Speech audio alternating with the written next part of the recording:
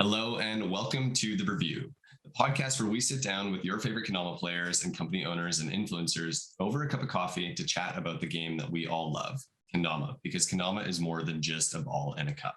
I'm your host, Adam, and today I'm really excited to dive into this week's episode with Ben Herald from Grain Theory Kendama. Ben Herald is a legend in the scene, and I honestly do believe that if you've been playing Kendama for more than a year and you don't know who Ben is, are you really even playing Kendama? Or are you just participating in ball in a cup? I think it's a little bit different there. But as we get ready, fill up your mug and let's dive into this week's episode. But before we do, I want to tell you guys about one of my favorite coffee brands that you should be filling your mugs with, which is Onyx Coffee Lab out of Arkansas. You guys have probably heard me talk about this on the podcast lots, but we've been taking a couple weeks off. And so I want to remind you guys of what I think is one of the greatest roasters in North America, Onyx. They do things just right. They focus on sustainability, they focus on ethics and quality, and they've won lots of championships from their baristas and from their roasts. If you're a new coffee drinker and you're trying to figure out what should I try, they have a great quiz that you can take to find out what you might like, and they ship worldwide. They do ship very cheaply within America, and I still foot the bill up here in Canada for my shipping. It sucks, and we're working on things like that. But seriously, guys, go to onyxcoffeelab.com. Check out their wide variety. Whether you're a new coffee drinker or seasoned coffee drinker, they got it all. They got some great stuff. I'm drinking a Kenyan this morning from them. You can use code BREWVIEW10 on their website to save a little bit of money and go towards supporting the review. So with all that said, we are going to dive into a really exciting conversation here with someone that I've been really looking forward to. And I know so many of you guys have been asking me to get on the review, Ben Herald. So Ben, why don't you jump on here and let's dive into this week's BREWVIEW. Ben, welcome to the BREWVIEW. Hello. Welcome. It's a long time coming. Admittedly, Ben, I was afraid to ask you for a long time. I was like, Ben's just too cool. He knows too much about Kendama. I can't have Ben on the BREWVIEW. I gotta at least do a year's worth of episodes before I reach out to Ben to see if he wants to come on. This guy put more than a year's worth of work into putting an edit out. I gotta put in more than a year's work of podcasting to get Ben on here. But here we are. Yeah, well, you did it, right? Are you at a year? We're over a year. That's what I thought, yeah. Yeah, I started April last year, so we're like a year and like 4 or 5 months now. So perfect. I've been grinding. So I've passed the milestone. I finally sent the message out to Ben. I said, Ben, now's the time. I've been working for this. and here we are. Yeah, well, I'm glad to be here, man. Absolutely. Okay, Ben, where are you tuning in from? I'm here in San Jose, California. It's 8:16 a.m. 8:16 a.m. in San Jose. I've never been to San Jose, but to be honest, I actually imagine that you were not from San Jose. Did you live in Portland for a while? No, never lived in Portland. When I started playing Kendama, I lived in Reno, Nevada. Yeah, I knew that. For some reason, I always thought you were in Portland. You always, in my mind, fit in with the Portland squad of Kendama players. I don't know if it's the edits that you put out because you're always in forests or trees or whatever it was. But I remember watching your edits and it's like, oh, Ben probably lives in Portland with all the other Portland players. I should go to Portland. Sure enough, apparently you're not from Portland, but you're currently living in San Jose. How long have you been there? That's right, yeah. I've been there for 6 years. Okay, so it's been a hot minute since you've been in San Jose. Yeah. That's cool. Yeah, same spot, full time. Just been loving it. That's super cool. Well, Ben, I don't know how familiar you are with BREWVIEW, but we like to ask all of our guests 3 opening questions to really kick things off, kind of get a standardization, right. Our early moshikame into the episodes. And I always like to open with, what are you drinking today as you join the BREWVIEW? We're all about liquids, mostly coffee, but we've humbled ourselves and lowered our ego to allow other things to be drinking on the show. What are you drinking? Right now, I'm on the tail end of an AeroPress of some dark roast Sumatra coffee. Ooh, Sumatras are so good. Yeah, it's from Pete's Coffee. Okay, is that a local roaster? No, Pete's is I think a nationwide brand, probably more on the West Coast. Out here, they're like probably second to Starbucks, but still try really hard to maintain their less corporate image. I worked at a Pete's for 3.5 years, from like 2016 to the end of 2019. That's super cool. As a barista? As a barista, that's right. That's awesome. I knew that you were a coffee guy. I was trying to watch through some of your old edits this morning before I got you on here just to refresh myself a little bit. And now I'm going to forget the name of it, but you started the edit by brewing an AeroPress and you're in a forest. I was just watching it and I can't remember the name. Do you remember which one I'm talking about? Yes. I'm not sure I remember what we called it either, but yeah, I remember the day. Jake and I, that's using the stick to stir it. Yeah, you're like carving the stick at the beginning, and I think it's that same. I think it's that same edit where you do like the tree stall inward flip back to inward loon. Yeah, I was just watching this this morning. It's like, oh man, he likes coffee. He's like the right guy for the show. Yeah, it was also fully directed by Jake Weens, who also likes coffee quite a bit. Yeah, sometimes I've had people message me in my DMs being like, so if like between you and Jake, who's the bigger coffee nerd? I'm like, I think Jake probably cares more about things than me. I just like really like coffee, but he probably knows a lot more than me. Jake's the kind of guy that goes deep into the nerdy side of things. Like he knows everything about everything when he gets into something, at least from an outside perspective. Like I just trust Jake when it comes to things. Yeah, he's good about that. Okay, two more questions here before we really dive into the conversation. If you could teach any one person their first spike, past or present, alive or dead, doesn't matter, who would you want to teach? Ooh. Oh man. I was unprepared for this one. You should be watching the BREWVIEW. Yeah. I knew there were 3 questions, but I didn't think about playing it. Pass or okay, so historical figures. It could be someone like people have come. There's been at least like a handful of people that have said you on the show that have been like, it would have been great to have been the person who taught Ben Herald because Ben Herald's the guy who's changed so much of the game. Like, okay, cool. Yeah, well, I could pick like the kid at my high school who had a kendama that showed me kendama, and then we'd have a weird sort of Ouroboros snake eating its own tail of causality. Yeah. But no, I won't do that. You could, but you won't. Who's a good? Oh yeah, someone. I guess I'm going to be sort of cheesy and say like Rodney Mullen. Oh, okay. Has anyone said Rodney Mullen yet on your program? People have said Nija, I think. Oh, okay. But I don't know if anyone said Rodney Mullen. Honestly, we've had like over 60 episodes now. I don't remember who everybody said. That's fair. But it's possible. Like Rodney's an infamous character within Kendama just because of skate culture. So it's hard to say for sure. So someone might have said him, but you know what? That's okay. Multiple people could have taught him. Rodney Mullen's a good pick. I like that pick. Yeah. Do you skateboard? I don't. Skateboarding is a thing that by the time I realized how cool it was, I was already really deep into tricking. And I feel like you can't have 2 hobbies like that in the same lifetime. I would just destroy my body if I tried it now. Yeah.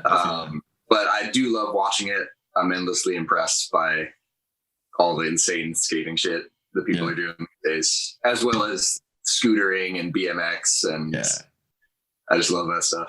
It's progressed like crazy in the last little bit. Last couple of years, like guys like Ryan Williams, the scooter kid out of Australia who started riding BMX for Nitro Circus, hitting world first tricks on BMX and just doing stuff that you've never thought would be done by like a kid who grew up scootering. It's like just crazy the types of things that are being hit now on bicycles and scooters and skateboards. That like 20 years ago we were having a hard time ollieing, you know? Like, what? I mean, social media is just, it's the ultimate multiplier for all of that kind of stuff. As soon as everyone can see what everyone else can do, the like collective skill level just explodes. And we've seen it in kendama, tricking, skateboarding, like literally everything. You know, if we graphed the skill progression from like the 60s, skateboarding in the 60s is probably going like this. And then the internet comes around and it just skyrockets.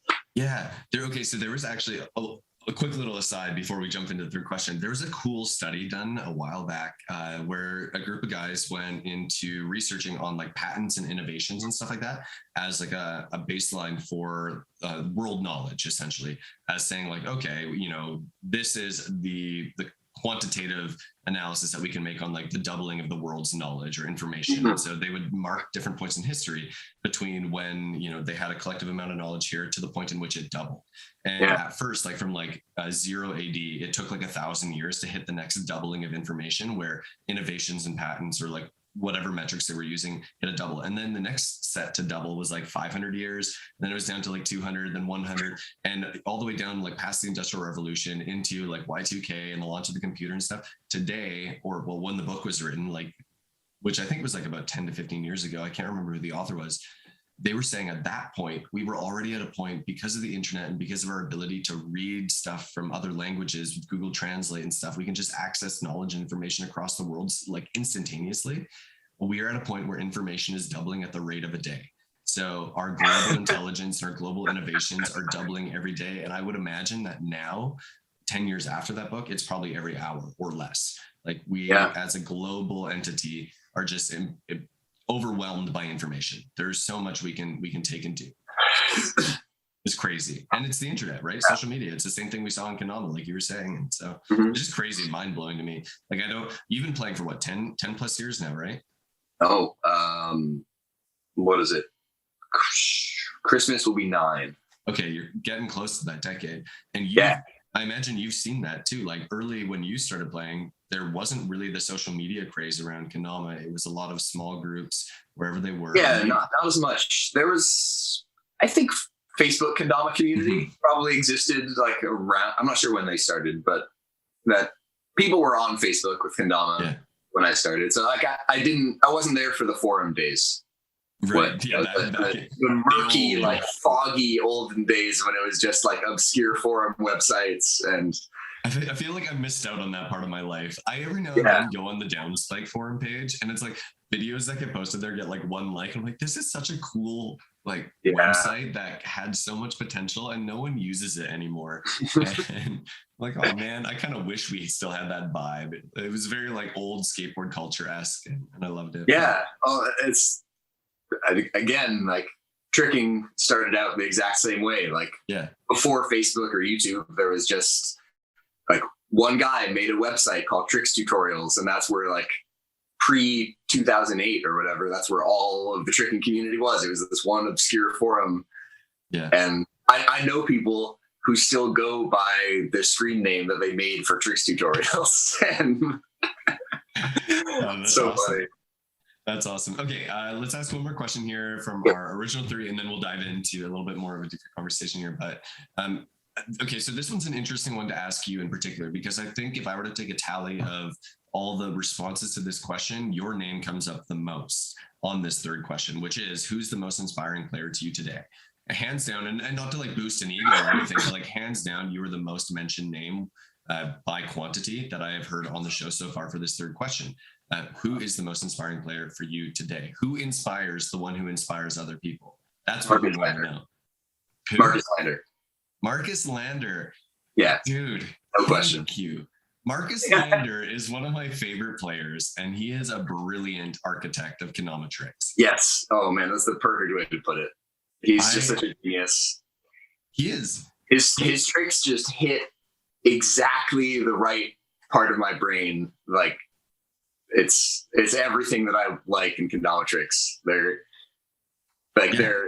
short. They're like, they'll do tricks that are 1 second long that are like cooler than any like 10 hit combo that I've ever seen.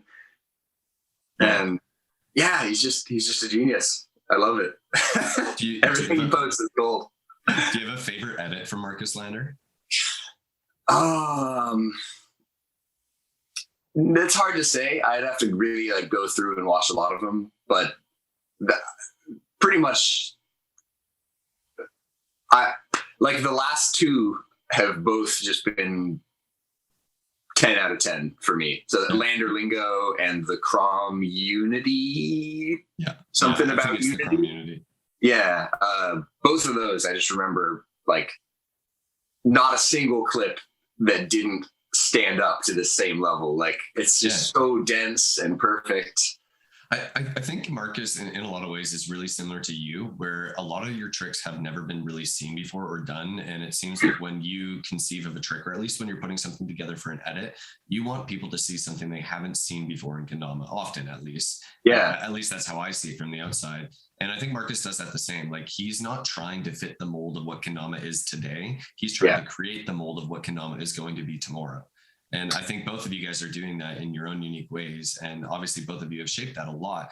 And Marcus is brilliant. Lander Lingo was one of my favorite edits in the past, like I think it came out last year, like past 2 years. It was brilliant. It was really well done and a really good showcase of how Marcus conceives of tricks that are just different. And he's not thinking the same way that, the KWC world champions think in terms of all the new generation tricks. That doesn't even seem to like cross his mind of tricks. It's like, no, let's just push that aside.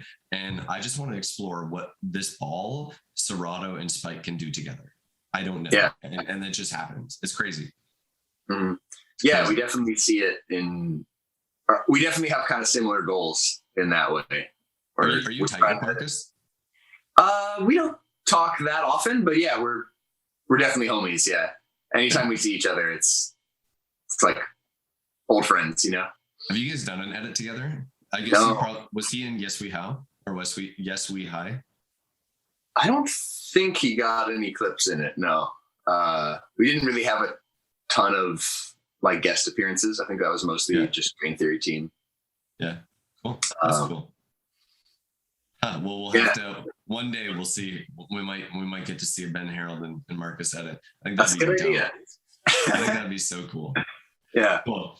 We'll meet like somewhere in the middle of the Atlantic.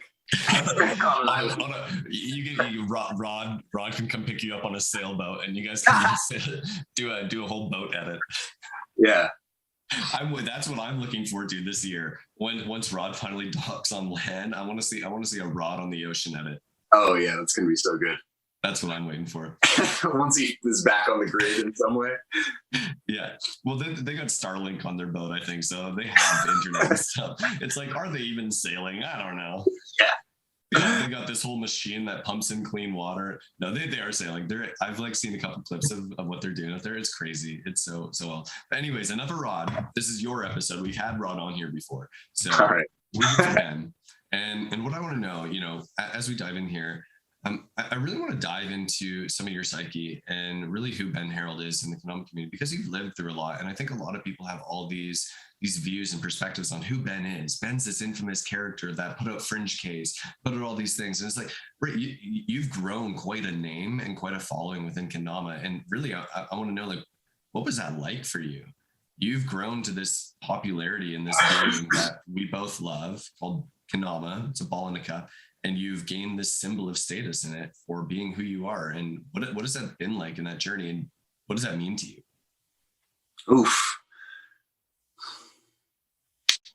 It's been fun, first and foremost.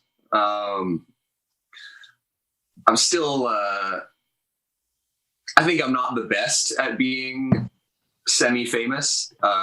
It's at events, I still kind of have a hard time navigating the dynamic of all these people know my name and I have to try to remember all of their names or that sort of thing. I've never been the kind of person that knowing that will show up and walk around the sesh circle and introduce myself to everyone. You're not that guy. I'm not really that guy. No. I'm happy to talk to anybody, but I don't really like just shoving my face in people's face and going, "Hi, Ben Herald. Hi, Ben Herald." Mm-hmm. I like meeting new people, and it's always cool to hear that people dig my tricks and that they've gotten any amount of inspiration out of it. Why do you think you're so inspiring to people?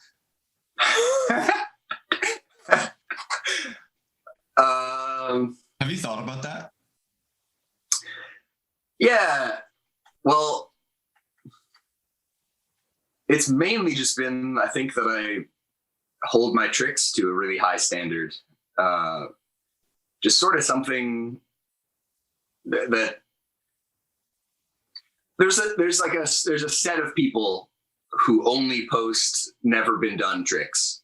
You go through your Instagram feed and nothing that's on that has been done by anyone else except maybe since. And yeah, I could name other names like, I don't know, Bonds, Nate Gallagher. There's Wyatt Bray. There's tons of people who have that mindset, and yeah, I don't know, probably since maybe 2016 or something. That's kind of been. I've had no desire really to like post anything unless it's really some new shit. And part of that is I just like being able to, well, since I only post tricks on my Instagram feed, it's almost no photos or flyers or any other kind of thing. I like being able to look at the grid and feel good about every single square, and like individually proud of all of these tricks. And same with edit tricks and stuff. That's one of my biggest pet peeves is that Kendama players don't have photos on their Instagram, because when I interview them for BREWVIEW and then I put up the post afterwards, I have to like find a photo, and I like will go and scroll through their Instagram, and like maybe they have one from 3 years ago, but they like don't look the same. Come on, man, give me one. Yeah.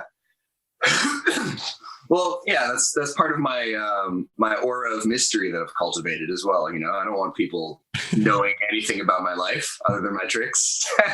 Your tricks and your dogs. Yeah, exactly. That's all you get. Do you like keeping that mystery, or is it just because you like keeping your life private, or? It's a little bit of both. I'm not like paranoid about the details of my life coming out, but I don't really like I don't really like that side of social media. I think if it weren't for Kendama, I would have long since abandoned Instagram and everything else. And there are days when I resent that I still have to have it on my phone tempting me. Yeah. But I love seeing people's tricks, and it's definitely worth it, Yeah.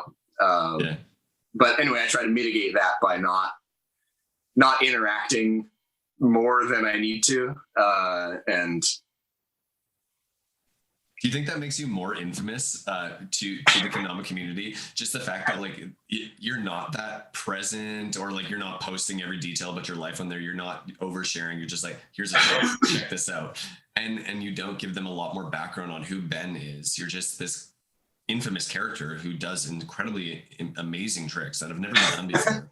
And they're like, wow, that guy's really cool. I wish I knew more about him. And then everybody starts creating these rumors of who Ben is. Oh, I hear Ben's probably working on another edit, or whatever. It's like, there's always these rumors of Ben's working on another edit. And maybe you are, maybe you aren't. But I don't even hear the rumors. So it's just the easiest way to do things, I think. Do you find that you get more joy out of Kendama by not being on Instagram? That's hard to say. Kendama is very sort of intertwined with filming for me. So it's very rare that I will have a sesh by myself without at least my phone recording. And when I do, it's because I'm standing in line or I'm getting gas or something like that. And I do in those situations where I'm like, okay, I need to kill a minute and a half. I'll still try to land something. But if I go into my backyard and have a session, I always put my phone down, and it's always going after stuff that I haven't done before. And that's really the most fun about Kendama for me right now is what 3 years ago I called new gen training, which is just like doing tap jug. I love tap jug. It's my favorite thing to do in Kendama. It's just a quad tap jug spike. Oh, it never gets old. It's my that's my like mindless pick up a Kendama. What am I going to do trick? And I just love that stuff. And it's sort of the opposite end of the spectrum from what I'm like, from tricks that I would put in an edit or on my feed or something. because it's all like that entire genre is just stuff that other people could do way more easily than I could do it. And so I'm very far until I start mixing in like more modern, like late goon, pinchy stuff. Mm-hmm.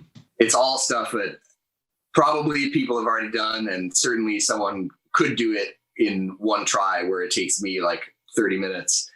But it still just have so much fun just doing like the personal level ups kind of stuff and not worrying as much about like, is this cool enough to match all the other stuff that I've done without bringing the quality of my main body of work down. And that stuff goes on my Instagram story usually, although I've put out 2 IGTV videos recently that were just a good sesh where it's like, would have all been story tricks, except I got enough of them that I just felt like put it in, throw a song over it and put it on the feed. And I'm sort of excited about finding that as a new medium. Because that is, like I said, that's about the most fun that I have playing kendama, is just putting a phone or a camera down and then just standing in the same spot and not really worrying about the lighting or the shot, and just going and seeing how many new things I can get. Yeah, that's cool. That's super cool. I'm not sure if I answered the question. Yeah, I forgot. No, sometimes I forget where I started too. Okay, I am curious, like, how have you seen your approach to kendama change over time? You know, were you always that way from the beginning in the early days of kendama, where you wanted to just only land things that had never been done? Did you hold that same reverence? And is it stressful for you now to like always be under the pressure of you can only put out something better or something that hasn't been done? Do you feel that? Well, it wasn't always that way, no. It started, I would say, in 2017, when I made, what was it?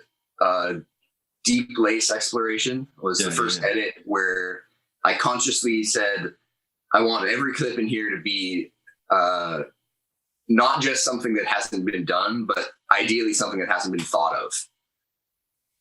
And, you know, the distinction being that, like, oh, you could think of doing a 10 tap, like everybody knows. Yes, exactly. Yeah, like adding one to a late flip or a tap record is still cool. I fucking love that shit. Excuse me, but no, you're good. Yeah, but it's everyone has thought of, wow, what about that number of taps plus 2 or whatever? Yeah. That's the simplified example. But yeah, I actually wanted it to be, wow, I haven't even really thought of that you could do that. Which coincidentally made it way easier, because the stuff that everyone is thinking about, it's really hard to contribute meaningfully to that. If you're not doing 40 or 50 taps, it's pretty hard to. It's game over. Does anybody even want to get into that race now? It's like if you hadn't started with Takya and Tiblex like a year ago, like it's not even worth trying anymore. It's like just cap out at 10. You're done. Mm-hmm. Yeah, so that was the idea for that edit. And then for the 2 subsequent ones, so the Summer Research Portfolio and then Fringecase, of course. And those are sort of a trilogy. Mm-hmm. And, you know, I've done other projects here and there in between those, but yeah, those 3 are definitely focused on that theme of sort of exploration of the frontiers. I have a sort of visual in my head of I'm gonna grab a piece of paper. This is gonna get weird. Do it. I love this. Well, Ben goes and gets his paper. Let me say a quick shout out to everybody who came out to Brew Battle this year. We're drinking from the Brew Battle mug. I put a sticker on this side because we had so many of them at the venue. I wanted to know which one was mine. I do want to talk about Brew Battle. I'm curious about. Yeah, I just want to hear how that event was and everything. Oh, I'd love to share. It was awesome. We'll chat about it. Once we take our break in a little bit and do some viewer questions. we'll chat about it. Just don't let me forget. All right. Okay, so this weird blob shape. This is a graph of kendama tricks. That's a graph of kendama tricks. Yeah, that's a graph. Yeah. Bear with me. Actually, it needs this point in the center. Okay. So imagine a circle. Yeah. Imagine a circle, and anytime you land a new kendama trick, you like dent out the edge of that circle a little bit. And I don't know, maybe they should all be points and not, they shouldn't have been this floppy. But it's like those star diagrams, like where. Oh, okay. I like where yes, you're going with this. Yeah. I think that's a good way to think about it. With this.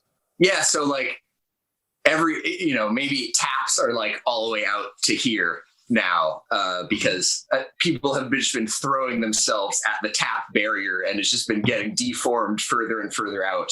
Mm-hmm. And there's probably like taps, jugs, those there's points are very, very, very narrow one here. That's turntables. That's Madi doing 100 turntables and no one else. It's not very wide. It's just exactly. It's very, very. It's like it's a graph, so it just goes crazy spike right there. Yeah. So I'm interested in these parts, in the innermost parts that have barely been touched or cultivated at all, and I'm trying to take those and find my own way out and push that frontier, because it's way too hard to push this frontier. I'm too old for that. I can't do 60 taps or 101 turntables. Dude, that's the perfect way of explaining that. I have never heard someone break it down like that, but that makes literal 100% sense. That's the way that you would perceive it, and it makes total sense. And that's also seems the way that you do your tricks. And then what ends up happening as a result of some of the tricks that you've done, like Fringecase, look at what Fringecase did for Kendama. And now all of a sudden that point has started to push out. And I know it's huge now. You initiated that. Like without you, most of that wouldn't have happened, whether or not other people had done tricks in that vein. Okay, maybe, but you opened the floodgate for that. And then I just watched at Brew Battle this year, Jacob Watts do like infinite swirls to pinch to lates and stuff to a spike in a run. I'm like, I don't think Ben would have even conceived that would have happened in a freestyle run, first tee to bird or to whatever it was. It's like that kind of stuff. It's like, and I get it. Like you're pushing the needle, you're pushing those points out. That's so cool. And as those points get pushed out, they start intertwining with other ones. So now all of a sudden, because taps are further ahead and this is further ahead, you can actually start linking those things together now to make. Yeah, you can build a little bridge across. Dude. Oh, that's cool. Yeah, I think that's probably the first time I've actually sort of drawn that, but that's always how it sort of looked in my brain. And that's a cool way of looking at it. Yeah, so in one sense, I'm just trying to find like the easiest route to fame. This is too hard. This is too hard. Ben just cops out of tricks. Yeah, not exactly. He's not even that good at Kendama. He just does easy tricks. Yeah, well, I do feel that way sometimes. Do you actually? No, why would you feel that way? Your tricks are insane. Yeah, but they're insane more because people haven't thought of them. But do you not think that that's the hardest part, is conceiving of something that's never been conceived before? Like that's creativity. I've gathered that is hard for other people. For me, that's never been the issue. From the moment I first picked it up, I've always had way more ideas than I could possibly accomplish. And, I've filled notebooks with ideas, some of which have been in there for 4 years and I still can't do it. And I don't know. It's just sort of how my brain works. If I see someone doing a novel kendama trick, I immediately am coming up with ways to make it harder. And, wow, what if you did this at the end? Or and it can be discouraging because by the time I think of a new concept, it's already grown and mutated into like the coolest way that this could happen. which means I don't really care about doing any of the other ones, and it's less satisfying to like get the stepping stones. Like I'm seeing the future of the trick. Right. Not necessarily where it's at, and the first step to getting there. Yeah. And I still have to do the first step and everything, but I'm like, I know, this isn't even like cool. I got it. But really what I'm hoping for is this like final version of it. And that's just how it's been really as long as I can remember. Do you think that... Oh, sorry, go ahead. Oh, well, yeah. So for me, the thinking of the stuff that's never been done before is literally takes no effort. In fact, I can't even really stop it. It just happens. That's interesting, because for me, it's like I have a really hard time with that. I can, well, maybe to a degree, maybe I fall more in the middle, but I know other people that like will never innovate a trick themselves, but they will be the best at all the tricks that already exist because they master them. But they're not going to create anything genuinely new or innovate something that hasn't really been seen or done on a kendama before. And they would say that what you do is one of the most difficult things, but yet what you do is you open the floodgate for so many other people to explore something that hasn't been explored. And I think that in itself is like something really beautiful that isn't really attainable by so many people. And the fact that you have that as like just a natural thing that you're able to do is mind blowing to me. It's like, oh, that's crazy that Ben can just like, oh, he's got these notebooks of things that you like. If I were to read that, I'd be like, what am I even reading? I've never thought that this could even be conceived on a kendama. I'm assuming. Yeah, well, a lot of it is just, it's sort of meaningless. Like I'm using shorthands that are only links to my own brain. It's, I'm not. If Ben passes away early and we find his notebooks, we're gonna have to put together a team to decode what's going on in here. Yeah. Well, I sort of stopped caring about trick names.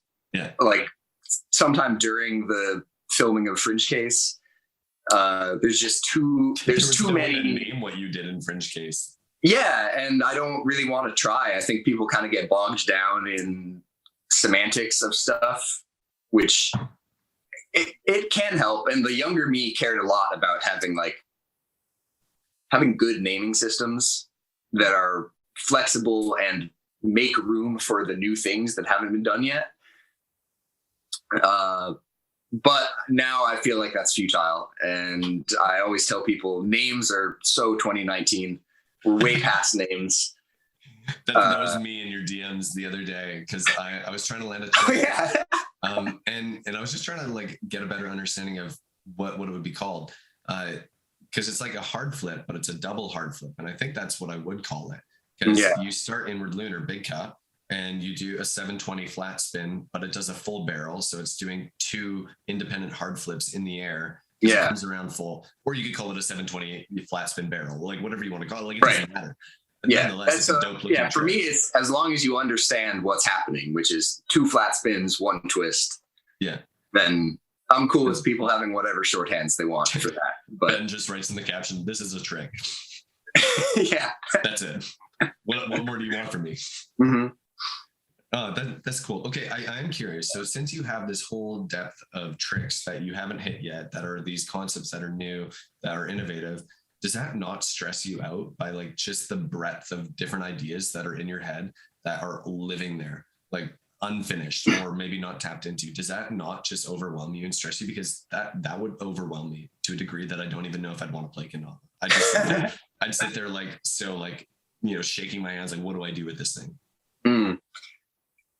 No, not really. It doesn't really overwhelm me. I'm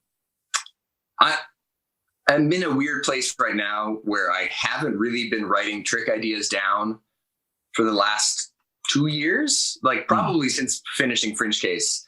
I've kind of just been coasting and just playing for fun, but it's in my head now again that I need to consolidate some lists and I need to write down the things that I do want to land right now. Because when I have that resource, I'm never without something to try. And so if I go out filming with Adrian or something, I have so I usually will bring it with me with my filming stuff. So I'll just have a big sheet of paper with 100 or something things to do, just the ultimate to-do list. So right now I'm kind of stressed because I know that I don't have that list. I have like a ton of different intermittent lists from different time periods that I need to sort of go through and consolidate and hopefully maybe even cross off. So the nice thing is when you forget about a list for a year, there's like a good chance that you've just done some of the stuff on it in the meantime. Yeah, interesting. Like you've just hit things that you wrote down years back without really thinking about doing it. Yeah, exactly. Yeah, super interesting. Yeah, so that's on my current to-do list. That's a task that I've just been putting off because that part stresses me out, is like knowing that around my room there's various pieces of paper and they're all different formats. Just imagine if you flip around your camera, there's just a wall with red string attaching to different things. It's like a crime map. Just pictures of Marcus Lander up on the wall. You should put a shrine to Marcus Lander in your room. It's a good idea. It fits somewhere around here. Bring some good juju in there. That's interesting. Okay, so I'm curious, when you set up to do a session, if you had 30 minutes, are you going to set up your phone, sit there, and do you grind one trick that you want to hit that day? Are you a single trick grinder, or are you like, oh, I'm just going to like session play around to like kind of find what's vibing with me, and then, oh, this seems like this could be doable today. Maybe I'll do that. Or are you the type of person who's like, no, today I want to go and land 5-tap and I'm going to do it until I get it?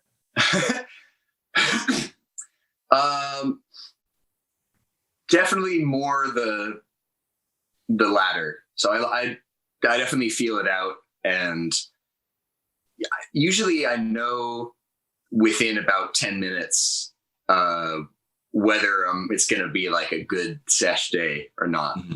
And it's I don't know. I seem to get, if I tried every day, I maybe get like 2 really good sessions a week, and then the other days my heart's not really in it. I don't know. I just kind of like, I drift between a bunch of stuff and none of it's really grabbing me. But yeah, on a good day, I'll just kind of try. To answer your question, I always drift between a bunch of different tricks when I'm filming. Less so if it's a really serious thing. Like if Adrian or someone is filming me, then I feel more constrained because they're getting the follow down while I'm getting the trick down. It's so like, you can't. Just kidding. I want to do a different trick now. Yeah, exactly. You can't be doing that. Or you only get a couple of those. Yeah, you only get 3 changes in your set. But that's part of why just having my phone or camera down with like an open sky backdrop where I know everything is going to look okay. It's going to be in frame. I can do any trick and I can see the screen. So I know if I'm standing in the right spot. That's really fun and relaxing for me because I can really just try whatever. And I always sort of know what is up next in terms of that type of trick. And I'm usually not going for like game breaking new ideas or stuff, but it's like, okay, well, what about, 2 4-taps with a goon pinch in between, like I did the 2 some time ago, so maybe 4, and like just adding the pieces together in different ways. New gen training. I have to put that in quotes now because it's tap jug is almost old school now. Yeah. Maybe that's a hot take. Old school anymore. Yeah. No, for real. I agree. Like I think you're right. Like it maybe not old school, like not old school, but like old school, Yeah, it's weird because I still think of it as new gen stuff, as in the stuff that these 15-year-olds are doing, just tapping it back and forth mad times. But yeah, really new school stuff is crazy pinches and taut aerial rotation. Yeah. The game definitely changed a lot in the past 2 years because about 2 years ago, every event was all about tap jug, Ken flip, all that fast hands. Those were kind of the main things. It's like, how fast can you move your little hand? That was really what the game was about. And now it seems like we've almost moved to more like a delicate phase where it's like, how much control can you put into every movement of the Ken? Can you see it flipping twice in the air and varialing and then catch it back to the thing? Like those are now what seem to be the more modern style of play. It's like, what kind of tray flip or whatever it is. It's like, I don't know. There's just like, it's a different kind of play that I see now than I saw 2 years ago. But I think the Kens and taps still exist pretty dominantly in our play. Yeah. But maybe they'll get phased out like big cups. Does anybody do big cup flow anymore? I don't know. Maybe two bears. Mm-hmm. Well, I don't know. There's always some people who are complaining that no one does XTrick anymore, or everybody does Y-trick. And kids these days, they learn 10 juggle spike before they learn a round bird. And that's true, they do, but to me that's progress, because like that kid at some point is going to say to himself, I want to do a round bird 3-turn juggle bird. And to do that, he's going to have to learn a round bird, and he's going to do it, and it's not going to be a problem. Yeah. So you don't rag on the new kids. You're not an old head that says, you young ones, you don't know how to play Kendama. You can't even. No. You like the innovation. Yeah. And I like, I think people take for granted, people assume that the order they learn stuff in is the right order.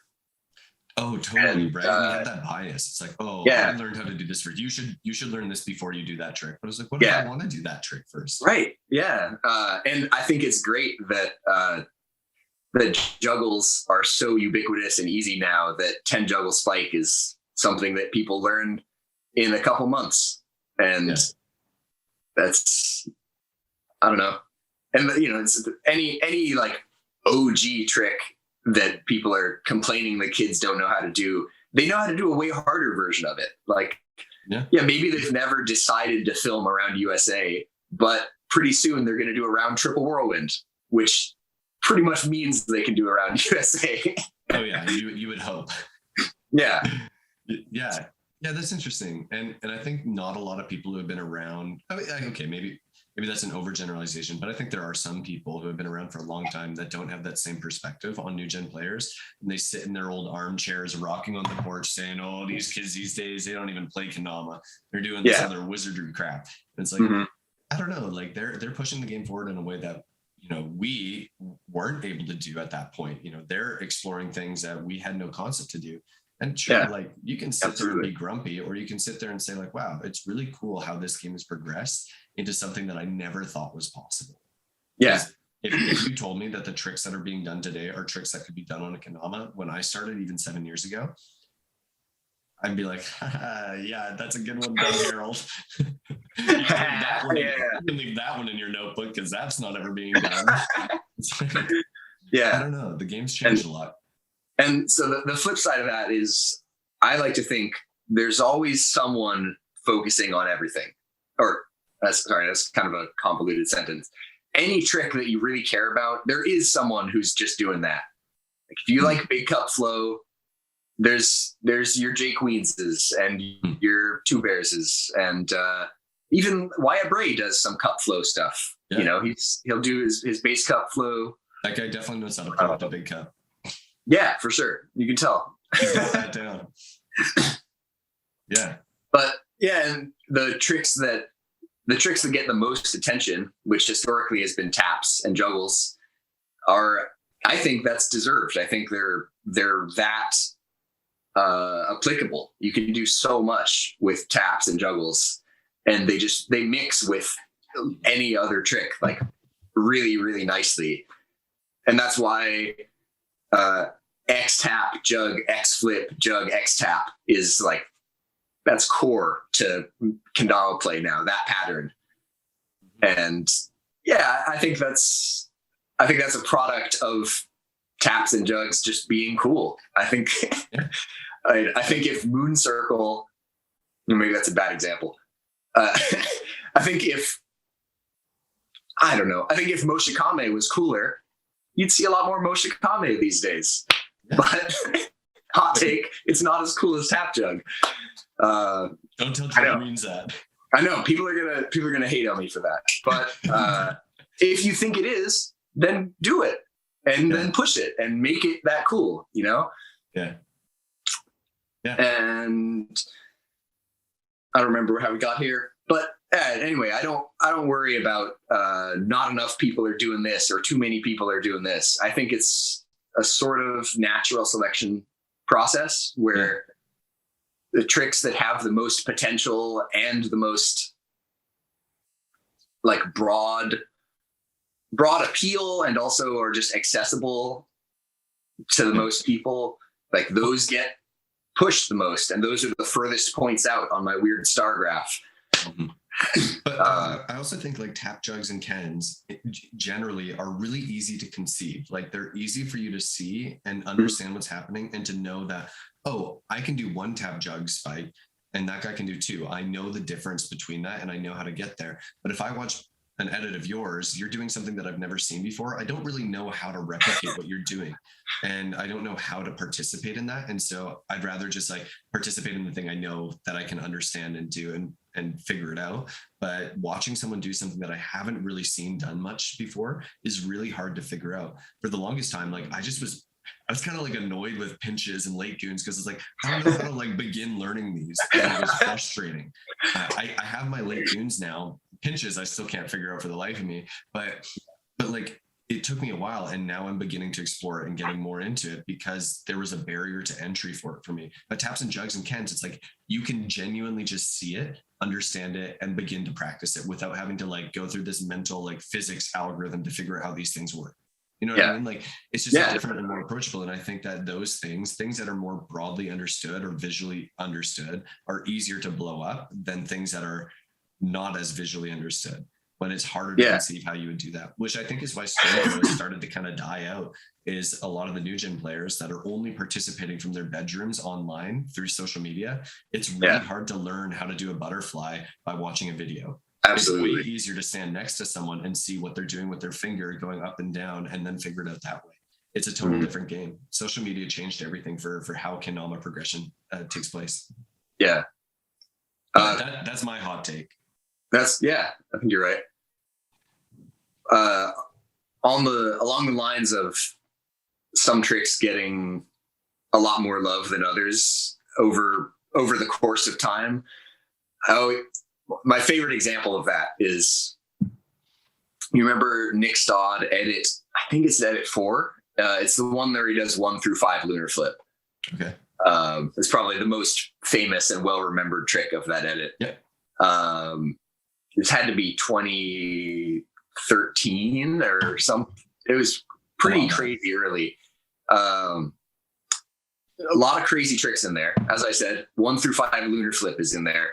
But also in the same edit, he does a line that's like double spacewalk, hand roll, 2 juggles to lighthouse, 2 juggles back to lighthouse, 2 juggles to spike. And you watch that now and you think, how was that on the same level as 1 through 5 lunar flip? Like that's so easy.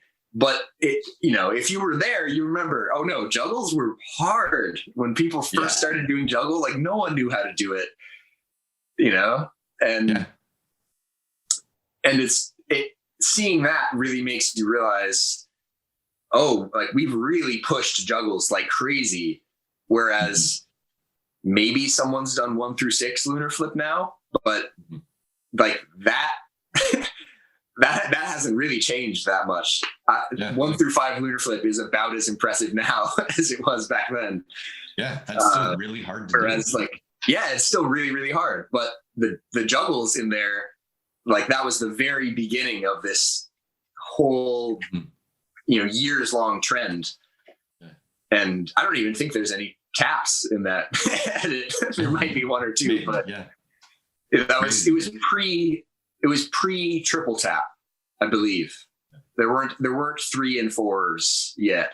So maybe there's like a single tap or a double tap, but it's just, you can really see like this trick is just as impressive now. And then this trick right next to it is sort of laughable.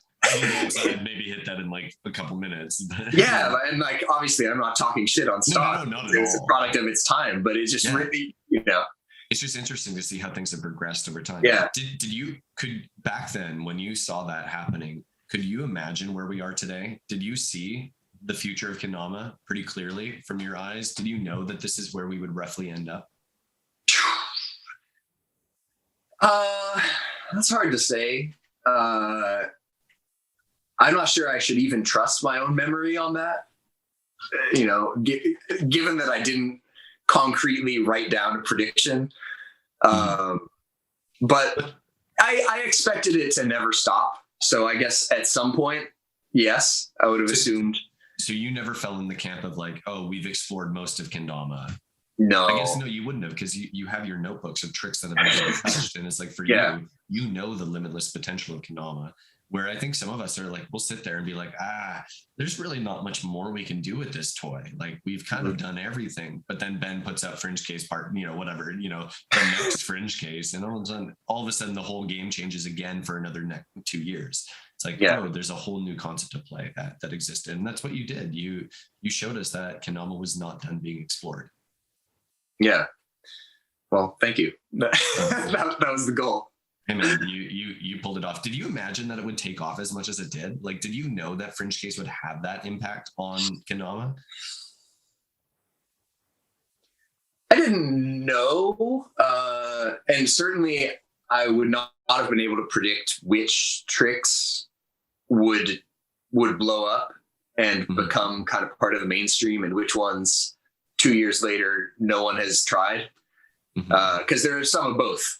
And I had no idea that it would be like the certain parts of that video that made it mainstream would be those ones and not the others. But yeah, basically it worked out exactly what I was hoping for, like pretty much best case. I felt like it would have a much bigger impact if I saved up all the ideas and then just dropped them all at the same time. Because then they're all sort of equally fresh and new. Whereas if I had just been on an insane Instagram tear that whole year and a half, and I was just every week I was posting some crazy trick on Instagram, by the time the last one came out, some of the other ones would have been picked up by other people. And give yourself a head start by delaying uploading. Yes, that's also the strategic part of it. I knew my whole job in Kendama is to figure out stuff to do so that the people who are way better than me at actually accomplishing Kendama tricks can take it and fucking run with it. Yeah. That's humility though. Like if that's your perspective, that you think that your role is to do that so that other people can do that, that's really humble. You know what I mean? Like, it's genuinely how I feel. There's all like, Tiblex, I think Tiblex is the best Kendama player. That's I don't know if that's a hot take, but yeah, to me, he's my number one. Why do you think Tiblex is the best? I think his skills, his personal star graph is as close to the communal star graph as anyone's. Okay. Meaning he's at the forefront of taps, obviously, and all of the tap jug stuff. Yeah. But he can also do basically every cool goon pinch thing that I've ever done. I've never really watched him do those tricks, so I didn't even know that he could do them. Yeah, he's phenomenal. He could do them, but yeah, he's phenomenal at them. And they look perfect. Like he's super clean. He can combine them with the other stuff. Like he did a long time ago. He did 8 tap, juggle, late goon, pinch, juggle, 8 tap, and to me that was like the ultimate fusion of these two sides of Kendama that are so opposite. Yes, exactly. But I just think, so I just think he can do it all. not that he's done every trick that anyone else has done. Like certainly Nate Gallagher, Micah Segura, Alex Mitchell. There's people that have tricks that he can't do. That have pushed points of the star graph further than he's gone on them. Yes, but I think he's very far out on every point of the graph. Yeah, and I can't think of any area of kendama that he isn't top level in. Yeah. Anyway, I think do you see a world where we have a database of professional players and star graphs on them, on like where they're at? And it's like these player profiles, like Tib likes taps and stuff. And it's like where they're at on the needles. I think that'd be so cool. Like that would be cool, yeah. Yeah, as long as I don't have to do it, I would love that. Ben's just like adding new points onto the graph every couple months. He's like, here's a new one to start pushing out. That's cool. Yeah. Okay, hey, we got like 45 minutes left here. Let's take a couple minutes here. I have so many questions that have been coming in all morning for you. You are a very desired guest apparently this morning because I only got that story up a little bit ago, and there's a lot of questions already. So sure. Let's try and grind through a few of these, and then afterwards, let's chat about events. You wanted to talk Brew Battle a little bit. Sure. And I have one bigger question that I want to ask you at the end as we get closer, but I got to remember to don't let me forget that one because it's a good one. All right, thank you. Okay, all right. A couple questions here. One from Osama bin Lacing. Who's guys, spell check.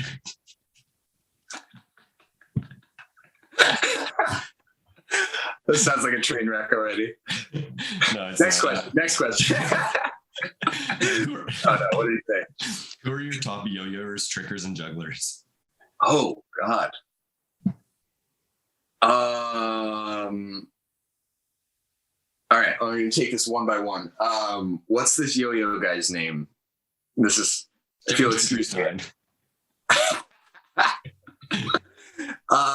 yo-yo. Is it yo-yos only? Yeah. All right. Yo-yos only. Daniel Kim. I don't know anything about this dude except that he posted this one yo-yo trick at some point. Boom! I found it.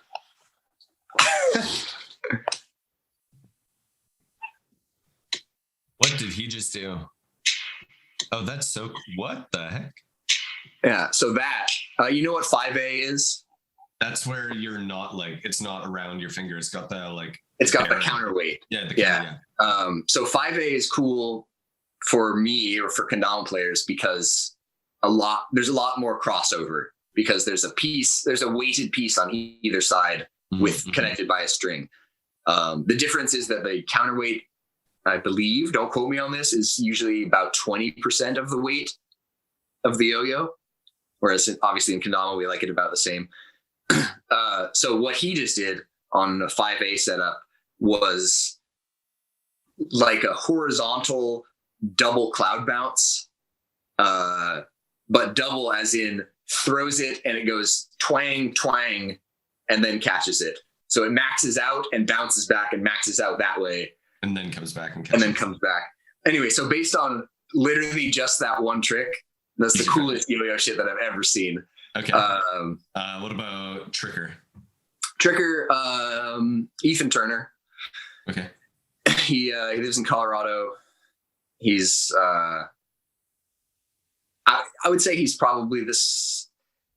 I would call him the second best tricker. I think Shosei, this 15-year-old Japanese kid, is hands down the best. But I think Ethan Turner's tricks just look so good. Everything he does is incredibly fluid.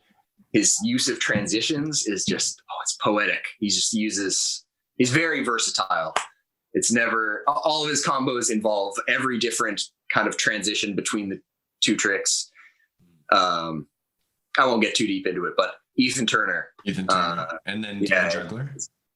I got to get his name right. I think it's Taco Juggler on Instagram. Does he juggle tacos? No, not to my knowledge. Maybe he has in the past.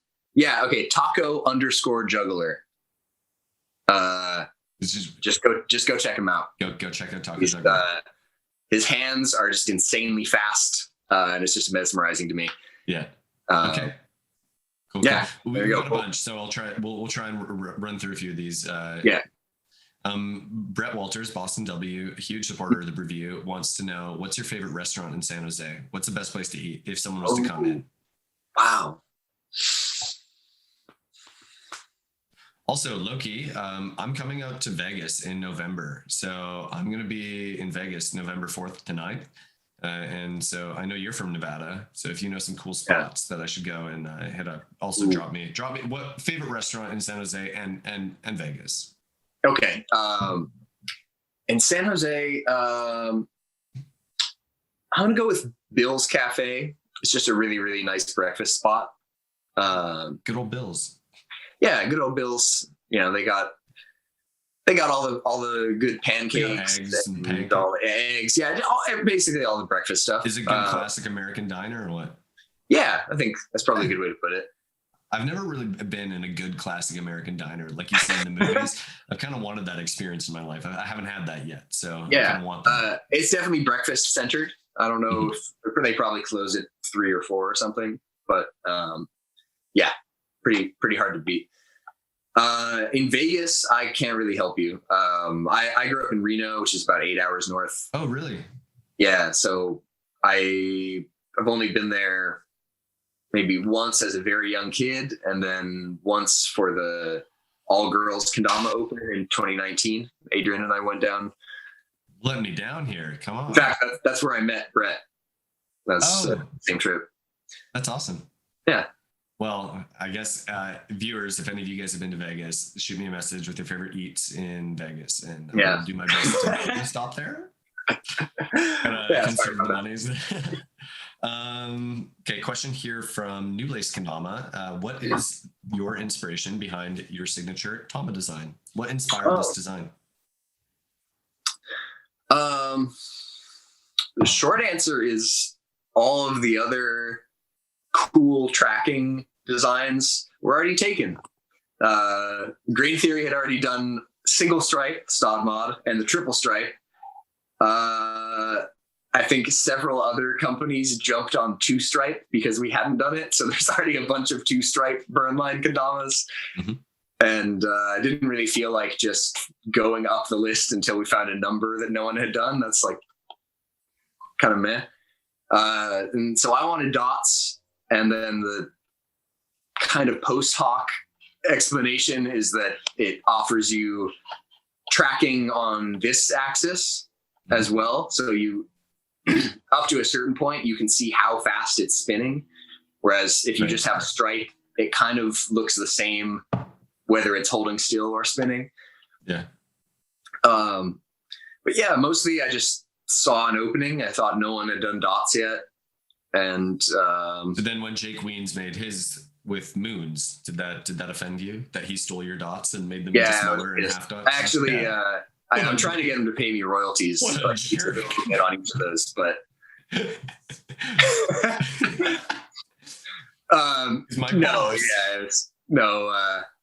don't really mind. They're small enough. It doesn't look too similar. Yeah, I think it's cool. I think they're really cool. Okay, question here from MJ, Mr. MJ Incro, the nerd himself. He wants to know exactly how many dogs do you have and how many more do you want? Also, are all those dogs that you show on your stories yours? No, I have no dogs. You don't have any? Yeah, one of my housemates has a dog. So we have a house dog. His name's Bones. Actually, Spike Bones. Bones is his surname. So yes, Spike Bones lives here, but he's very much Jack's dog. Okay. He'll hang out with us, but he really doesn't care. If Jack leaves, it ruins his day. Every time Jack leaves, he just howls. That's so sad. It is, yeah. But anyway, so that's kind of what I mean by he's Jack's dog. Okay. We all like him, but none of us can like comfort him if Jack leaves. Right. But yeah, personally, I don't have a dog. My job is I pick up a bunch of dogs between here and San Francisco, and we run around on the beach and hike on the trails. And then is that your full-time job? Just like, that's crazy. That's so cool. Yeah. Do you love It's it? great. I love it. Yeah. It's the best job that I've ever had. And I worked at a kendama store at one point. So that's a big statement that I can say it's the best job I've ever had. Was Kenco? No. No, Kendama Syndicate. Kendama Syndicate. Where Yeah. was that? In San Jose? Yeah. When I first moved out here, it was, it was a store that had popped up because there was a big local boom where every middle schooler bought a kendama because all of their friends had a kendama. Mm-hmm. And so we had 9 months or something where if you threw a kendama event and you brought big weens out, there would be 400 kids or something. That's crazy. They did an event in a mall at some point and they had to get security because there's such an insane crowd of middle schoolers. Wow. So I actually live out here because my friends who already lived out here, with whom some of whom I live with now, let me know that, hey, there's a guy near us who's starting a kendama store. If you want to come here and work. And I emailed him and sent him one of my edits. And then I moved out a week later and got to spend my first year out of my parents' home. I got to just spend getting paid to play kendama. And kind of, it was a little bit of a daycare because parents would just drop their 7th graders off after school. And I had to try to keep some semblance of order. But on the other hand, did you like that season of kendama when it was a lot of young kids, or do you like it more now? Because I feel like kendama has matured to like, it's mostly a 20s up crowd now. Yeah, I definitely like hanging out with older people more. Do you miss the younger kid generation of kendama at all? Not really. Like I kind of assume that this still happens, that we still have local booms among different crowds of kids. Like when I started, I think it was Sacramento had the biggest scene. And then Hawaii had one. You remember like videos of tiny Bryson Lee winning an Xbox out of the crowd of 400 Hawaiian kids. Yeah. And then, San Diego has been through that. And then 2014, 2015, San Jose went through the same thing. And so I think it just kind of naturally happens and then it dies down and you have a few embers that are still burning. And those are your Jacob Lowe's and your Miguel. I don't know if you know about Miguel. Yeah. Dude, Miguel's dope. He was in one of your edits. I was just watching it. He films a trick. I don't even remember what he was doing, but I was like, oh, that's Miguel in this edit on Ben's edit. Yeah. So they were both kids who started out at Kendama Syndicate, and they were pretty ahead of the most of the curve even back then. But really, it's just that they didn't stop. And actually, Miguel has stopped several times, but he comes back about once a year, and he's never lost it. He's still just as good as he was the last time we saw him. Yeah. But I mean, Jacob Lowe was just a kid who was more committed than most of the other kids. And so his parents would drop him off after each school day. And from 4 to 8 p.m., we would just be playing Ken, just basically like sparring every day for a year. Every weekday for a year, basically, we would just play Ken for several hours. And we both got so much better during that time. It was insane. Yeah. Is Jacob the one that you would say you're closest with in Kendama and on the Grain Theory team in particular? He has been historically, but he actually just moved down to Santa Cruz because he's back to in-person classes. So he's now living down there instead of in San Jose. And Adrian, who was living in Santa Cruz, has now moved up to San Jose. So they sort of switched places. So now Adrian is I have a lot more time filming with him now. Yeah. And there's a little bit more planning involved to get together with Jacob. Sure. But yeah, long-term, Jacob has definitely been like my training partner, I guess, like a good way to put it. And you lived with him for a while, didn't you? Not with Jacob, no. Okay. You took Adrian did when he first moved up here. Right. Okay, I thought you did as well. Now I've heard this. Maybe you can clarify like what exactly you did, but there's like people would say, oh, Ben Herald like took a year to just focus on Kendama or whatever it was. When people say that, like, what does that mean? Did you take a year off of work completely to do Kendama? Like, what was that for you? Oh, yeah, it was. Maybe that's not exactly how I would put it, but yeah, when I quit the coffee shop job, it was only a month or so after NAKO. So I went to NAKO, premiered Fringe Case, came back, and all of a sudden I just hated my job. I'm not sure what was up with that. I liked it for most. Did you love it before? I wouldn't say I loved it, but it was very, very bearable for, you know, I liked it enough. There's a certain sort of flow state in baristaing, especially like the higher pressure, like when your screen is full and you just got orders and orders and orders. I really liked that feeling, and I especially liked being on my own. I liked having the whole bar to myself, and I'm just moving, and my hand. There's never an idle hand at any point. I'm like pumping and do and. What was your most favorite drink to make for a customer? If a customer ordered a drink from you, like what were you were like, yes, thank you. I think just a good honest latte. Okay. You know, towards the end, especially, I felt better about my foaming skills. Yeah, and all of that. Good latte art. No, I never really got good at the art. I started to toward the very end. It's hard, but I tried to learn. I can do a Rosetta, and that's it. Yeah, no, that was never a strong suit of mine. I always wanted it to be, but I was just, I don't know. It's hard. It's a lot harder if you're rushing, you know, like most of the 100%. Time, like when I would be at the bar is usually during kind of peak hours. And I liked the workflow of it. And it always felt a little bit like a performance, because customers would just be like, wow, you're going hard. Like, cause I'm just really like there's not a moment to spare. And I'm like, okay, pumps in here. Okay. Like shots going. Okay. Just see me. Yeah.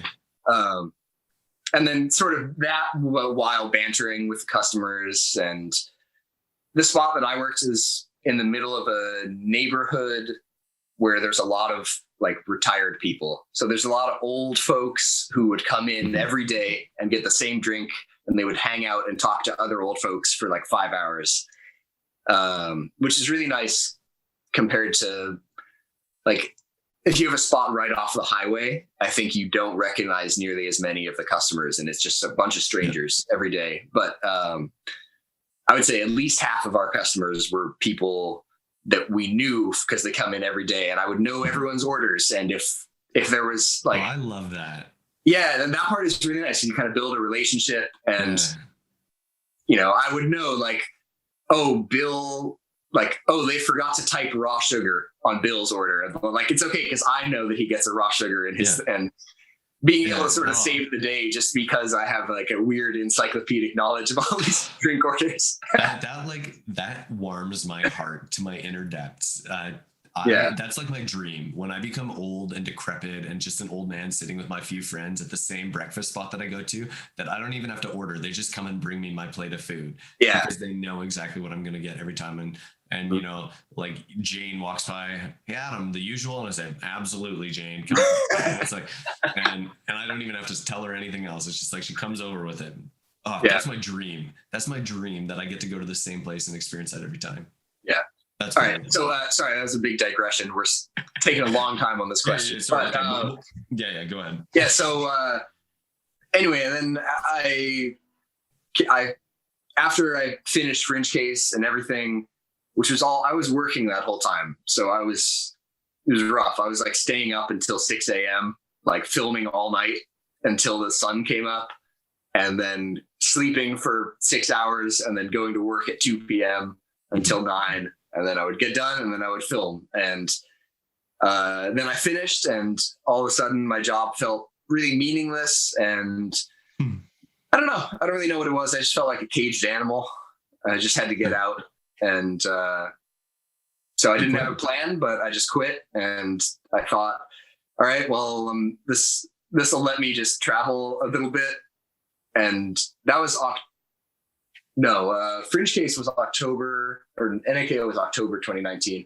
So like a month after that, I quit my job, and I was planning on just traveling a lot. But then, of course, by March, there was not a lot of traveling going down. And so I think I went on 2 Kendama trips, which was like Battle of the Border and going to Atlanta to design pro models. And then that was it. But yeah, I assume that's what people are talking about, because I think when I did the Dom and Nerds thing, it was sometime around there. Yeah, it was around that time. Yeah. I remember like just hearing from people, it's like, oh, Ben Herald takes Kendama so seriously. He quit his job to take a year to just explore Kendama and just put everything into it. They like made it sound like you're some like legendary creature who just like sacrificed a year's worth of paychecks and like to do absolutely nothing but Kendama. Like this guy just went ham on it. And no, it's just I wanted to hear your perspective on it. Yeah, like it was a little bit of that, but it was also just, I just had to get out and find something else. Makes sense. I feel like because you keep a lot of your life more private, or at least you're not posting every day or getting on your stories being like, hey guys, this week on the review, like me, you have that air of mystery where people just start to theorize like, oh, what could Ben be working on? Ben's doing this, Ben's doing that. It's like, I don't know. It's kind of fun that you have that mystery about you. And I think it's cool. Let me ask one more question here, and then let's dive into events, and then we'll dive into one last question because you have a jam to get to pretty quick here. And so let's make sure that we wrap up in time for that. Kendama_Jinchuriki34 wants to know, do you find lower level tricks fun anymore since you lace bangers? That concept of like, once you've been playing for a while, it's like, do you still find joy in the simple tricks? Not as much as I know some people do.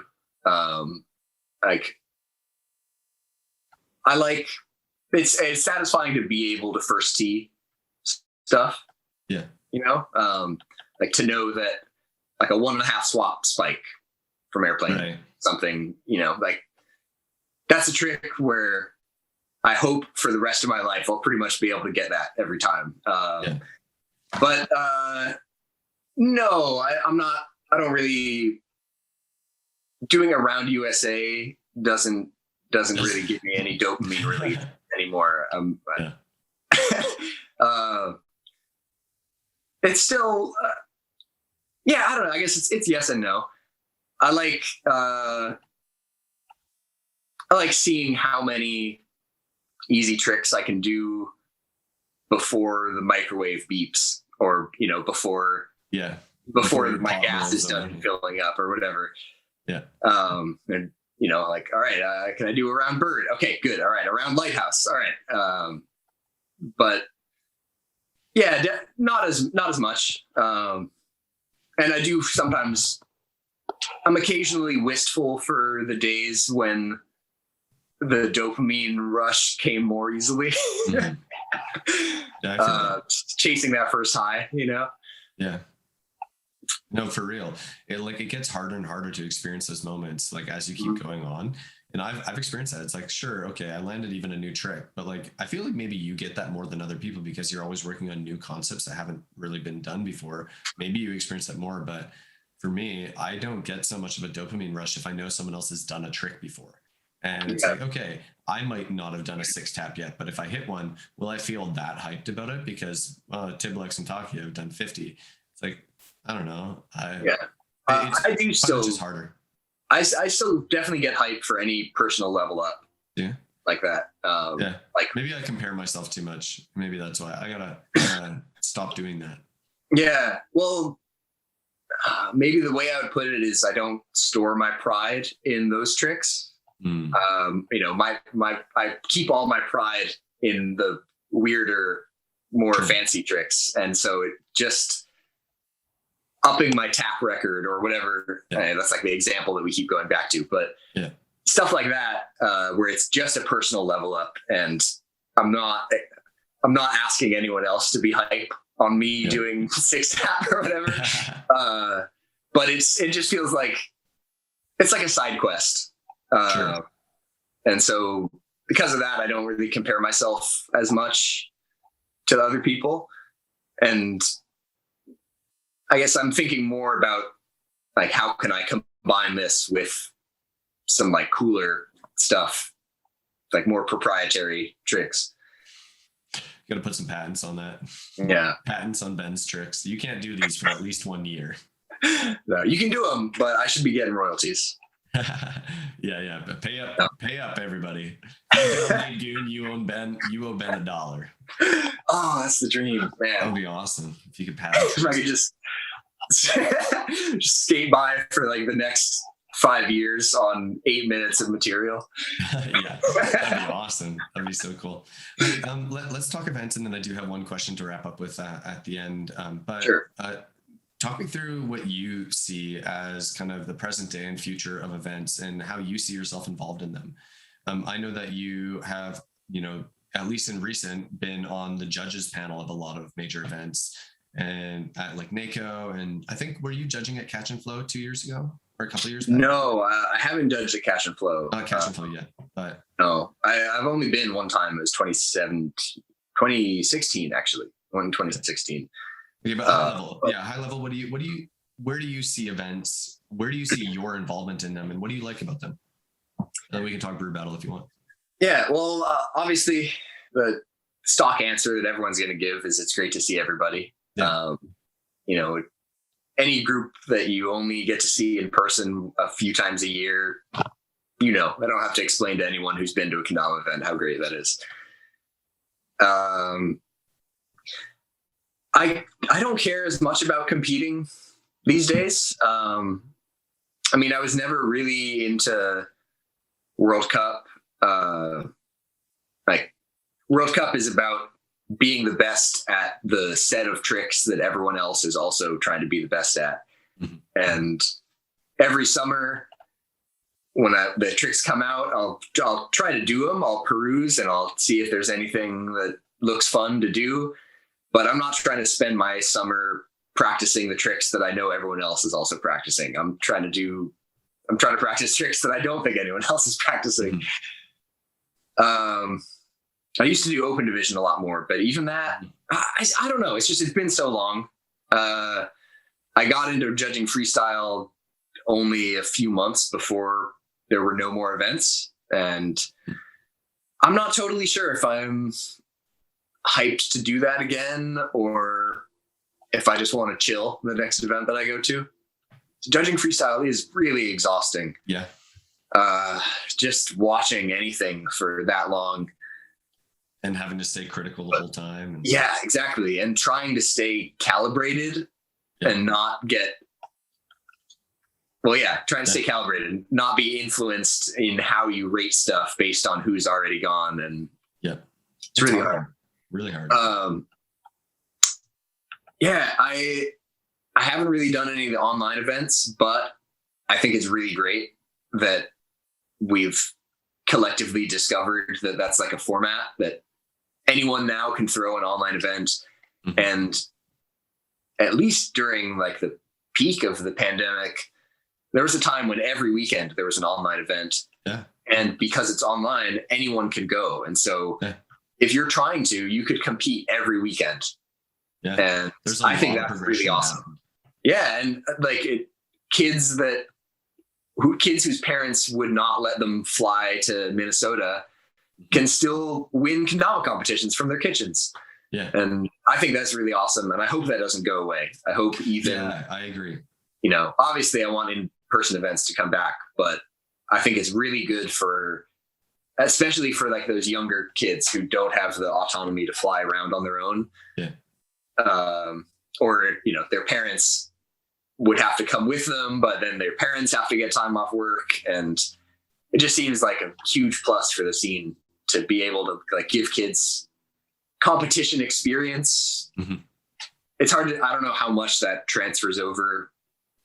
Or yeah, I don't know. I feel like people that have only competed online, like the moment they get to in-person comps, it's a whole different set of nerves that come. Like you can't really experience it the same way. I don't know. I've done both now, and it's like in-person just feels so different. But I love in-person events so much. Yeah, you wanted to talk Brew Battle a little bit. I was just. What did you want to know? So that was in Calgary. Is that right? Mm-hmm. It's all you. You're the brains behind it? I am the one who coordinates most of it. I have some people that are really highly involved as well. Like Kareem was a huge help. He's kind of the right-hand man on operating a lot of the things. And then I work with a marketing agency here in the city. They put on the venue and they did a lot of the work of getting the venue and some of the media stuff set up for it. Oh, awesome. Yeah, all in all, like a pretty small operation. And this is year 2 that we ran it. Nice. It looked really fun. How many people came in from, like, I guess out of province or? Yeah, like a crazy amount. It was actually wild. I saw Kevin DeSoto was there. Yeah, so we had 5 Americans fly up to come. So we had Isaac Turner from Lotus Kendama. We had Jacob Watts from Analog. And then we had the 3 Soul Boys, Shelton and Chad Covington and Kevin DeSoto. Oh, okay. Cool. And Chris June was going to come as well, but there were some last minute complications, so he didn't make it up. And same with Adriana. And then we had a pretty diverse Canadian representation from across 5 provinces, from BC to Ontario. Oh, and wow. I honestly think like Albertans ended up being the minority, and Alberta's the province that Calgary's in. Right. I think we probably had, maybe we were the majority, but we had, I think, in attendance at the event, not competing. I think competing, we had about 60 to 70-ish competitors in total. We had around 100-ish people come to the event. I think it was somewhere between 90 and 100 total guests that showed up for the weekend. So it was crazy. And it's about double the size that we had last year. And I was just like geeked on it. I was so proud. Yeah. Did you have any Americans come last year? No, last year we couldn't. Borders were closed during. Right. I guess that makes sense. And we had a cap on the event, and we sold out in like 2 days. Like it was like 2 or 3 days, and then I had to shut down registration because we had hit the 50-person limit. Yeah. We could have 40 additional guests because we had the core team of people helping run the event and the people at the studio. So we had 40 people come in for the event, and it was awesome last year. But I was like, if we get to do this again next year without restrictions and limits, that would be really awesome. We still had restrictions and some limits, but we pulled it off, and I was really dead set on making an event happen in the middle of this because I just was getting really tired of just having online community.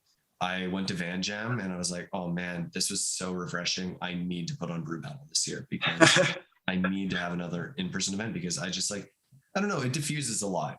I think Kendama in the past year or 2 years, the past year, at least online, there's been a lot of tensions that have risen between people. You know, I don't want to like get into it, but there's definitely been a lot of like drama in the Kendama community.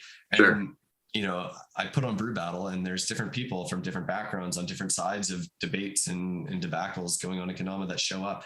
Absolutely no beef at the event in person. Like, it's shocking. Brew Battle's a no beef zone. That's what I was saying all weekend. I was like, it's a no beef zone because the moment that you just see people in community and we're all playing ball and cup together, it's like a lot of these tensions begin to not, you know, they're not disappearing or anything like that. Sure, people are going to still have beef, but it's like, let's just take a moment and just remember we're all humans. Like we're all humans playing this game that we all love together in this venue and throwing down on a trick list that I created by my, you know, in my head, and or like doing freestyle and putting on a performance on this Japanese toy. Like, let's just take a moment and humble ourselves to realize what we're doing and just gather around this and maybe drink a cup of coffee while you're here, you know? Yeah. Like that was kind of the heartbeat and the mentality is I just wanted to throw an event that people could gather that happened to be a competition. Yeah. Regardless of where you come from. So that's awesome, man. Looked like it was really cool. Yeah, it was really good. And Kevin DeSoto took home freestyle. So he was so geeked on that. Like, that was okay. You didn't ask it, but I'm going to say it. My highlight of the event. This is my number one highlight of the event. I never really was like super involved in Kendama until the past 2 years, and really because of the podcast. And And Brew Battle to me last year was like, oh, it's still kind of a low key event. It's a Canadian event. Like pros would never come out to this. It's like, I have to like beg pros to come out or whatever, and I was like, oh, if pros come out, I want to make sure that like it's a cool event for them, but like they're never going to take it that seriously. And because it's like, it's a small event in Canada. It's like, it's not NACO. Like, why would they care? And Kevin went freestyle and he got so emotional about it. And he was so pumped. And I was like, that was the moment that I was like, you took this so seriously and you were stoked to win. I was stoked that you found this to be an event that you were pumped to win.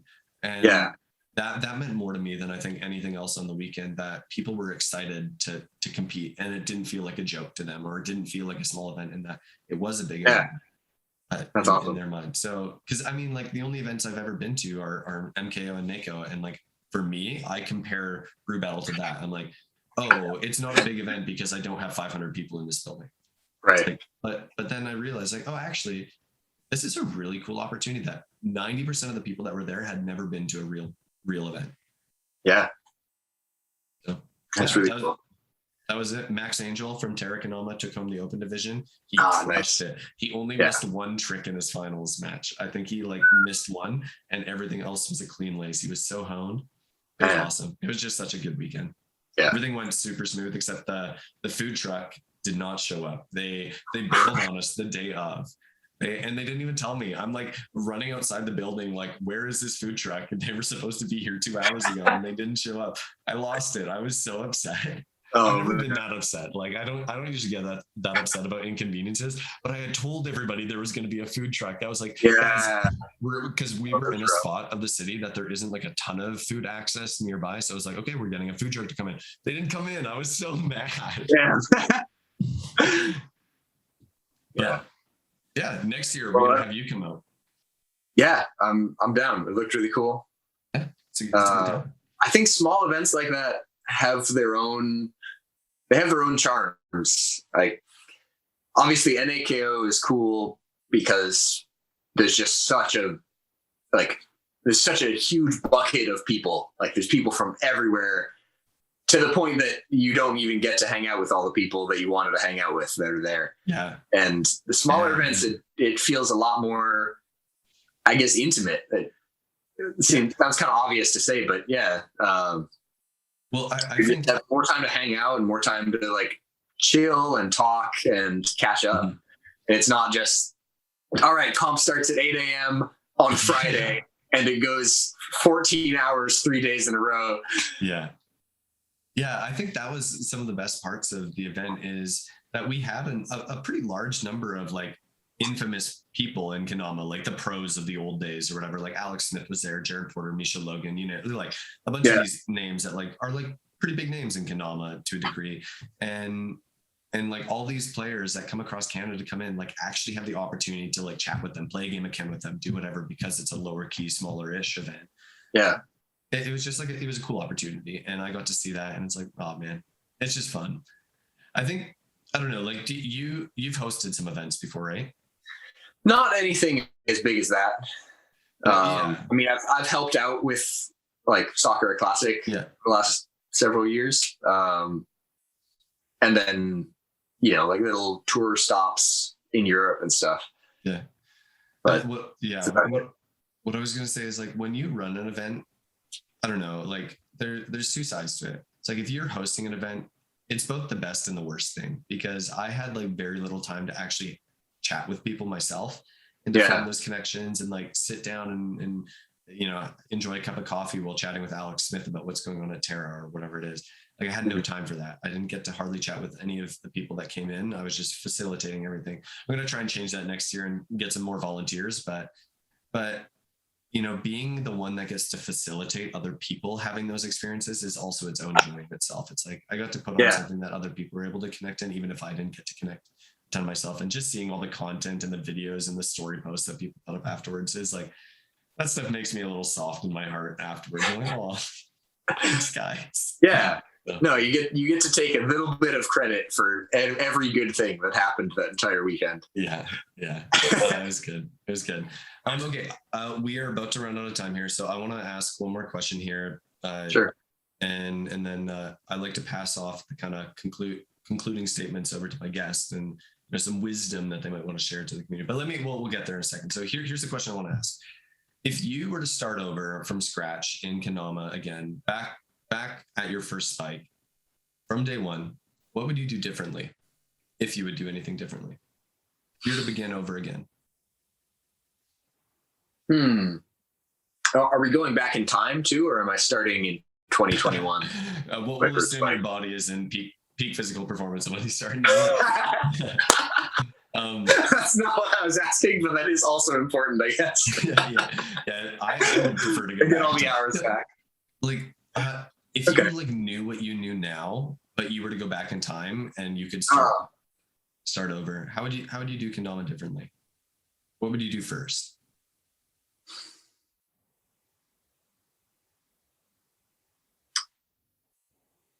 It's hard to really think of any. I might not do anything differently. Would you change anything about your Kendama journey so far? No, I don't think so. I mean, maybe I would have not like tried to get sponsored by Kendama for 3 years. Oh yeah. But, listen to that story. That's on Dominerds. We don't want to get into that because that's a whole long story. Yeah, that like is probably not necessary, but at the same time, that was the drive. Like I got a lot better by trying to do that, and all of my idols, aside from Stodd and Wyatt, were the Kendama team. Like Chris June and Bosch and Bonds, and their team was just the best at that time. So that was all I wanted, was like, I'm trying to be on that level. I want that to be my squad. These dudes they're crushing it. And so maybe even that was an important formative experience. As was being on my own for the first 2.5 years. I was kind of just playing in my room until I moved out to California, and there was 400 kids, and suddenly I was the best Kendama player in the Bay Area. Yeah. And I didn't know that I was good at Kendama yet, because I was only watching COTK videos. Just comparing yourself to Stodd. Yeah.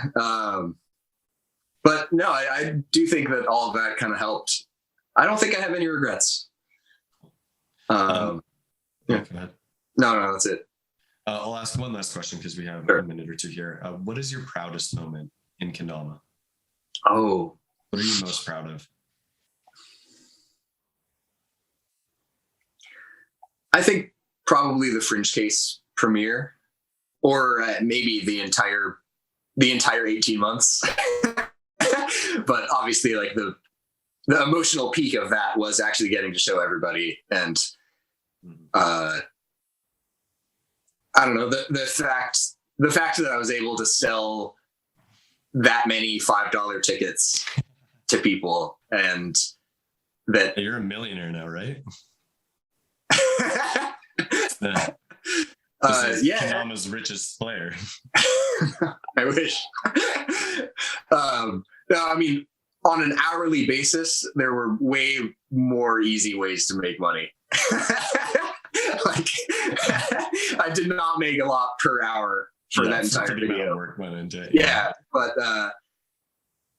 just the fact that people trusted that I was going to deliver enough that people were willing to pay actual money, which is kind of a new thing. Yeah. I mean, it's still kind of a novel thing, but not only did you deliver, you over-delivered. Because you changed Kendama for the past 2 years. So I think it was well worth people's money. I think it was awesome. I like to think so too, yeah. That's definitely my proudest moment. I mean, this is maybe sort of a bummer to say, I don't want to break people's hopes, but I don't expect to ever top that as a contribution. I do hope that I'll get better at Kendama, and I want to make more videos, but I don't think that I'll ever make a video that in one push moves the game forward that much. But that's up to other people to decide. Like, who knows? You could do, right? Like, everybody has that capacity. So don't underestimate yourself there. No, yeah, it's more. I'm not saying I can't, but I just can't. It's hard to imagine myself getting. I don't know. There was sort of a perfect time where I had all these ideas, and I was confident no one was going to do any of them for 18 months. And that's way harder now. Like, I don't have any ideas now that I don't think anyone will think of. And that's great. And I love that that's the case. I love that I've worked myself out of a job. Yeah, that's awesome. Well, I know you have to get going here, so let's wrap this up so we can get you to your jam, because we can't have the people not getting their Ben time. So let me say this, Ben. Seriously, thank you so much for coming on here today. Thank you so much for sharing a bit more of your mindset towards Kendama, a little bit of your perspective, and detailing some of the journey, both the highs and lows of what it means to be one of Kendama's forefront players and pushing the needle and pushing the game, and also just your perspective on how Kendama tricks evolve over time. And I loved your graph analogy. I will probably end up using that in some regard in future episodes continually, because that just makes so much sense to me.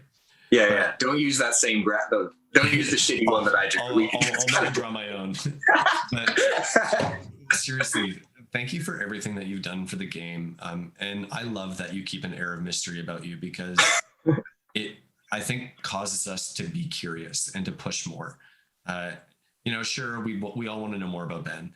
But I think it's also really dope that we don't know as much, and that we're all left guessing, what's he working on? What's he doing? And I think you've just done such a great job of cultivating progression in Kendama, that you've pushed the game and you've pushed other people to level up themselves to the point that you are, in some regards, the most inspiring player in Kendama, at least to pros and to the people that I've interviewed on this podcast. The people that are at the forefront of pushing the game are inspired by you. And, maybe you don't hear that from a lot of new gen players that are just trying to catch up to taps and juggles. But when I interview players that have been playing for a long time and they say Ben Herald is the most inspiring player, I know what they mean. Like, you're pushing people to challenge the status quo of how we play Kendama. So seriously, Ben, thank you for everything you do. Thank you to Grain Theory /Steph/Ben for the Tama. This is dope. Got this at Brew Battle. So lit. Enjoy. And seriously, man, all the best to you. I like to leave the final words, though, in your court to pass on some wisdom to the Kendama community, to the listeners of the BREWVIEW. Anything that you would like to say to them as some concluding statements? My concluding statement will be, keep it up. Keep doing what you're doing. And Kendama is just fine. I don't listen to the doomsayers. Kendama has never been doing better. And no matter what any of us are going through, or the pandemic, or whatever the next disaster is, Kendama itself has only gotten better. At least that's how I see it. And I just can't wait. I can't wait to see what Kendama tricks in 2022 look like and beyond. Going to be crazy. Yeah. Awesome. Again, thank you so much, Ben, and I hope you have a great rest of your day. And we will see you guys on the BREWVIEW. Likewise. Thanks for having me, man. It was awesome. Absolutely.